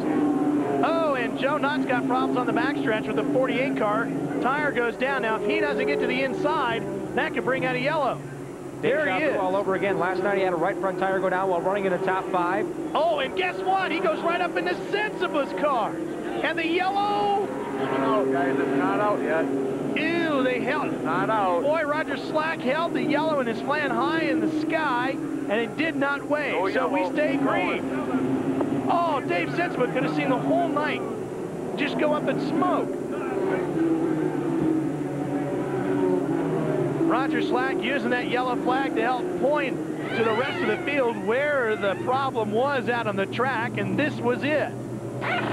Second night in a row, Joe Knott's had a problem with the right front tire while running in the top 5. Well, we saw that just close to 100 laps on a set of tires was when you got into a dangerous zone. We'd have to find out when Joe changed tires. I believe lap 131 was the last time he got out. Well, guess what? We're working 244, so there's 100-plus laps right there. And look at what happened to Sensiba. Trying to get the lead away from Sowinski, and talk about having a lot of things going on at once. And no contact. Couldn't pull the car down. That might have hurt the right front brake with that spark action. Boy, how close is that? So the 48 car back out on the racetrack, 2 laps down now. What a shame for young Joe Knott, the Valvoline Raby Ford, number 48. That helped out Kevin Sowinski with that alteration. Sure did. Was closing in. He was next to the leader. Now he's got 5 more car lengths to make up under green. We're closing in on the 50 to go lap mark of this one. You don't want to miss it. Make sure you got fresh tires on your car to get to the finish. Well, Dave Sensiba is now in the lead, but due to the fact that we got some of the best camera people and tape operators in the television business of racing, we're going to be able to show you the great racing that opened this up. It was phenomenal how Dave Sensiba got around him. Watch this. As we broke away, it was a 5-car length deficit. And look how he goes inside. Sowinski a little hesitant to get underneath Garvey. This was the start of a 3-lap circle of side-by-side racing with the leaders. Garvey was right in the middle of this, and it got to the point where Mike really needed to get out of the way because he was about to cause a big problem. You can see he goes high, trying to give him room. And Dave Sensiba was able to take advantage of it, do a pick and roll off of Garvey's number 8, and take the lead. And all the while this was going on, half a lap behind, the partisan crowd was watching Bob Seneker pop a right front tire. He went to the pit area with a big shower of sparks. And now you'll see this. Watch the blue car just erupt into a shower of sparks. Up into the wall, and there are the sparks. I bet you the tire lost its usefulness and slid up the racetrack on him. He was talking about a push earlier in the show. Just to the outside of Tom Jones in that incident, I thought it was a tire going down. He made contact on the front stretch. 256 laps completed right now as we go towards the scheduled 300 mark. Now let's see if Sawinski can get back around Dave Sensiba. Sensiba your leader, Sawinski is second. Smokestad, St. Amant, Mike Eddy, Mike Miller, Andy Bozell, all in the lead lap. That's back to 7th. Rick Beebe, Harold Fair, Scott Hansen round out the top 10. Garvey, Schrock, Carlson, Knott, and Jeff Foltz into 15. Look at this fight for 3rd going on back here too, Jim. This is a good one. Ted Smokestad in the 32 trim class Bill the Mold Pontiac out of Minnesota, battling the Columbus, Ohio driver Gary St. Amant in his quest for 2 straight. St. Amant, the West Michigan Chevrolet dealers, Monte Carlo, trying to track down the Pontiac of the most improved driver of 1996, Ted Smokestad. Now we've had an opportunity to touch base with Dave Burns during the commercial break, and Dave was saying every team out there desperately needs tires right now. They're hoping for a yellow. We are up to lap 260 right now, 40 to go. And look at the fight for the lead. You got to wonder, how long can these two guys hold out on tires? When do they last make their pit stops? How fresh? Who's got the freshest set? Sensiba came in on lap 173. 78. He's looking inside. Last chance I got Sawinski down pit lane is when he beat out Mike Eddy for the 2nd time on lap 131. So, well, you can see Sawinski got right into him, and you can see Sensiba fighting to save it. What a great battle. Sawinski now will move to the outside to attack the right side of the car. Sawinski drifting with 4 wheels off of that turn, but remember, Sawinski uses the outside line. He used it to take command of this race. And also, unfortunately, was on the outside when Sensiba was quicker to take the lead away in the 6 car. To the outside goes Sawinski, cutting back to the bottom, right behind him now. Sensiba seems happy to give him the outside, make him work for it. Larry Reefer, the spotter, working with Sensiba, trying to coach him around.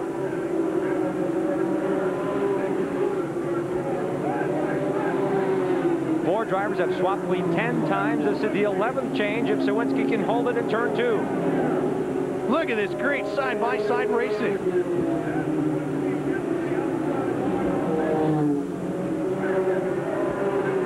Bang together coming off of turn 4. Gets the donuts on this side of the car. You can see the tire marks. They may have met tire to tire. That's how close the competition was off of turn number 4 that time. Sawinski with the higher approach in turn 4 will pull even again this time. Oh, Sensiba trying to hold in. He gets a good run through 1 and 2 every time, and it looks like Sawinski's quicker in 3 and 4. That outside line's working for the 1 car. Sensiba. Full car on the bottom. You see Larry Reefer warning about Billy Turner on the inside as they come out of 4. That'll affect how they set themselves up for 1 and 2. Turner in the grass just about to let these leaders by as he's down many laps, spent many laps behind the wall in that 58 car. You can also see how the spotters lay out at times to let the driver concentrate on what he's got at the task at hand. Oh, a little bit of a wobble in the 1 car. Landis moves way to the bottom, and that allowed Sensiba to pull up a little bit stronger now. For the benefit of Sensiba, the 07 car was low and slow on the outside, on the inside of the straightaway. They have yet to reach lap traffic in a turn where it might cost Sensiba the position here because Sawinski's holding him tight to the inside line that time. Oh, look at him push him way up to the wall. They both got loose coming off of 4. The Speedy Pop number 26 of Bill Baird will be the next lap car. Baird's running 19 2 laps down, but all eyes are on this focus and the focal battle to the point here. Sensiba after his first win of his career. Sawinski looking for number 1 of the season. 30 laps to go, and these guys have been side by side, lap after lap after lap. Jim, if they stay this way, Sawinski will have the advantage because coming off of turn 4 is where he seems to be quickest, and that's the drive to the checkered flag. Now, what do they do with Bill Baird? There's the Speedy Pop, number 26. Lap car's told to go inside. Oh, and look at Sensiba trying to push up. He's going to get hung out. And does. Sawinski retakes the lead. So for the first time, they encounter lap traffic in the corner. Cost Sensiba the side-by-side battle. Great race for these guys. 42 laps to go. Are we going to want to pit or stay out? Well, here's the bump that began the whole thing. Off of turn 4, Sensiba drifting out. Sawinski using the outside line. Yeah, there was a couple of donuts exchanged, some black marks from the wheels of the other car on the opposite. You think the lead fight's good? Look at the fight for 3rd. This one continues to rage on. St. Amant in the 7, the wins. West Michigan Chevy Dealers, Lane Automotive number 7. And on on the outside, the 32 buildable trim blast car of Ted Smokestack. Mike Eddy should be just behind this fight. Brad Loney's high in turn number 1. And there's high. the yellow. Wow. Just 25 laps from the finish, the yellow comes out.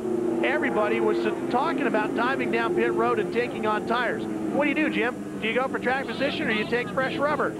A lot of activity on pit lane. They're pitting on both sides of the pit lane that comes straight down off of turn number 1 and splits this infield in two in this half mile. And a lot of activity. There might be a lot of jostling, however, where teams may stay out, but the crews are getting ready. A lot of conversations on the radios about what they're going to do. It's a hard left-hand turn off for turns 1 and 2. All the cars rode down behind the AC-Delco Challenge Series pace car. And a big advantage for Sawinski all night long has been his pit crew. Repeatedly, he might not be the first car in, but he will be the first car out. Look at the damage to the Button Saver 33. Brad Loney was safe enough to keep it off the fence. It flattens out above turns 1 and 2, where he did eventually slow to a stop to bring out this caution. But again, a right front problem, the 5th caution of the afternoon, and 25 laps to go.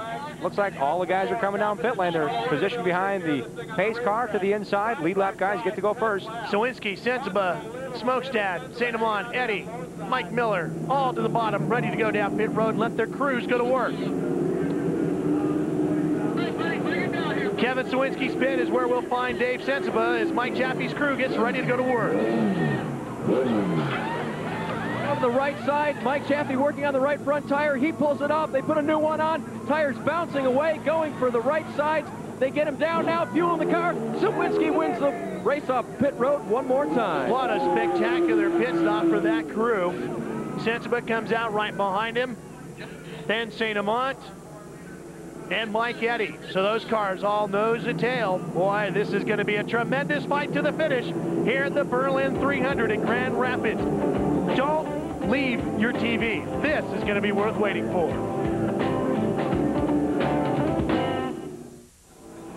We're back with a 20-lap shootout set to go here at Berlin Raceway. Sawinski, Sensiba, St. Amant, Mike Eddy, Mike Miller, Ted Smokestad, all on the lead lap. Those 6 cars are going to decide the winner of the Berlin 300, and you're going to see it here live. They're nestled behind 6 lap cars that stayed on the racetrack. Green, and we're racing for a 20-lap Saturday night shootout. There's the 6 of Sensiba, came out of the pit second. Gary St. Amant was 3rd out of the pit lane. These are the lead lap runners. Boy, Sawinski's going to try and run and hide. Brandon Sperling in the 51 splits the two. 19 to go this time by. Sensiba gets past Sperling and now is in sight of the number 1. Some contact with Sperling getting by as Sawinski trying to use, Sensiba trying to use it the entire racetrack to get up to Sawinski. And Jim, he had to borrow some tires from somebody. Look, you'll notice the rims on the right side of the car are silver and white. And on the other side, the left side, they're all black. The regular rims that he runs. At least one of those came from Tim Taylor. He's the only guy that runs white wheels. And this guy's in search of the perfect stagger. Difference in size between the rear tires, left and right. And look at Sawinski. What a beautiful move inside of Joe Knott. Wow. Long race car, that number 1 here tonight. Sensiba, no slouch. He's coming right after him. One more lap car of the 6 that started ahead of him here, and that's Bill Baird. And then we're going to have one heck of a race here. And Dave Sensiba notoriously comes up towards the front, runs a good race, and has had horrible luck when he's been in positions to win. Let's see what happens here tonight. Remember Toledo with Butch Miller? Now Bill Baird, the Speedy Pop car, trying to get out of the way to let the leaders roar on past. Sensiba used the... Look at Mike Eddy up to 3rd, Jim. Mike Eddy up to 3rd. Mike Miller coming with him. He's in 4th. Dropping Gary St. Amant back to 5th. They worked traffic better than Gary did. Gary's 3 cars back from this great battle for 3rd. They're going to have to clear Baird in a hurry if they want to come up and challenge for the win here. Oh, Sensiba trying to get inside. There's contact there. He gave him room, allowed him to gather it back up. Boy, if you love short track stock car racing, you're seeing a great one here tonight. Sensiba to the bottom once again. Contact again. You can see the rear end dancing on Sawinski's car. The slow car, Brad Loney, will allow Sawinski to pinch down and take the outside line. And look, that battle has allowed Mike Eddy to catch up. Here comes a polar bear. And now Mike Miller is in this mix. We're going to have 4 cars and a dozen laps to settle it. This time, Sawinski will go to the outside. Sensible use the apron of the racetrack. That's where Jay Sauter passed Mike Eddy for his only victory here in 92. But don't forget, Mike Eddy loves that bottom groove. He's been able to go below the yellow line here. He might find a third groove coming in to win this one, and it might be where we don't expect it, on the bottom of the track. Sawinski needs to pinch off Sensible hard here. He's got the full car length, and he can't hold the car down. He's pushing. Sawinski's got a bit of a push in the turns. He is drifting up high. Nobody's able to capitalize on it. Mike Eddy now taking a look to the outside with 10 to go. Cuts back to the bottom. Sensible trying to root his way past, trying to use the car to physically move Sawinski up a half a lane and take the spot away from it. Contact again. Each time they go into turn 3, I think Sawinski may be losing control of the car, but that's his racing line way up by the wall in the middle of that turn. Down the backstretch once again here, into that 14-degree banking, and so you see Sawinski drift high, but he doesn't lose ground to Sensible. He just can't close the door yet. You heard Larry Reefer reminding him how many laps were going, reminding him to be smooth and to bring home the victory. Talking to Dave Sensible. Your leader, Kevin Sawinski, in the black and yellow number 1. Sensible in the red and white number 6 comes alongside as they come off of 4. Contact again. Down into 1 and 2. Keep taking, looking good. Trying to encourage his young driver to get it to victory lane. And Mike Eddy with a great seat to watch this in 3rd in the black number 88.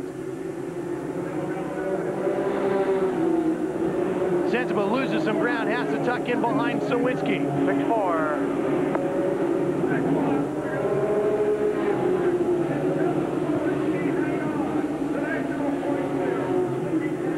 Sawinski now at the advantage, still a little bit of wobble there, but he holds control, and now Sensible has to worry about the 88 car. 5 to go. The points leader in the championship chase for the AC-Delco Challenge Series is Kevin Sawinski. 3 and 4, no yellow yet. There he is. Flat tire on one of the hub cars. Keep going. And that really helps Sawinski. Everybody had to move to get around that slower car, and that really gave a gap for Sawinski. There'll be 3 laps to go this time by, and look at Sensible close in again. He's thrown it all at him. Mike Eddy may have used his tires up to get to these lead pair. He's now back in 3rd, but that is a very tight battle. It was a lot closer a couple laps ago. Sawinski now letting it air out as well, as they're telling Sensible to give everything he's got. Sawinski out front. Sensible driving with a brand new race car, does not know what it can do. He's learning in a hurry. Well, it looks like the lead battle might become a battle for 2nd. Mike's looking inside. He's looking inside. Mike Eddy to the bottom. Here he comes up alongside. The Polar Bear making a charge. Coming up to fight for 2nd place with the white flag waving. Mike Eddy comes up to try to challenge for 2nd. Sensible, door to door, literally, they're rubbing. You can lean over and shake the other guy's hand down the backstretch. Eddy takes over 2nd place. Kevin Sawinski will come off at turn number 4 and pick up the checkered flag in the Berlin 300. Good drive, David. 2nd place goes to Mike Eddy. 3rd will go to Dave Sensible. Mike Jaffe and the crew headed to victory lane. The Berlin 300 goes to Kevin Sawinski. When we come back, we'll introduce you to your winner here tonight. Welcome back to Grand Rapids, Michigan. Kevin Sawinski's girlfriend, Anna Mattel, he climbs out the 6th different winner in the 1997 AC-Delco Challenge Series. Let's go down to Dave Burns at Victory Lane. You know, Ralph, and I think he's getting pretty good at that winning wave there. Kevin, how in the world could you know that that high line was going to hold you those last few laps? Well, you know, Dave snookered me there on the lap car of Mike Garvey, and I'll tell you, the guys did a heck of a job all night long. The car worked right from the beginning on the outside, and I was just kind of holding on to that move in case I really needed it. And Dave did a heck of a job driving on the inside of me there. We bumped a couple times, but that's short track racing. How about the pit crew every time first out? Unbelievable. Well, these guys have been super. I think a lot of people took notice of them last year, and I feel anytime we pull in the pits, we're either going to come out first or gain a heck of a lot of positions, and they showed tonight why they're one of the best. Points leader Kevin Sawinski still charging. And boy, that will really help. There's the Polar Bear talking to his crew chief, Howard Thomas. Good run, Mike. 2nd place. We'll be right back for more Berlin.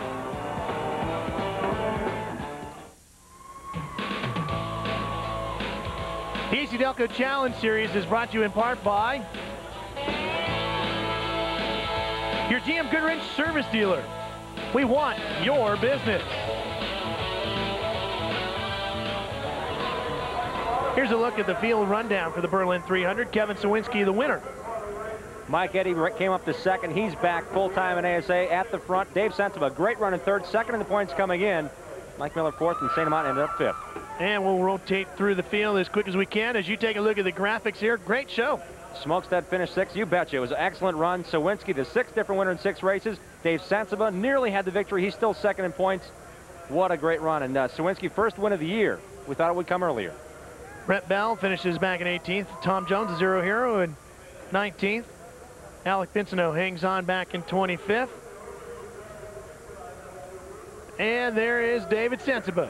We'll be back to wrap things up right here from Berlin in just a few moments. We got a little bit more for you. Don't go away yet.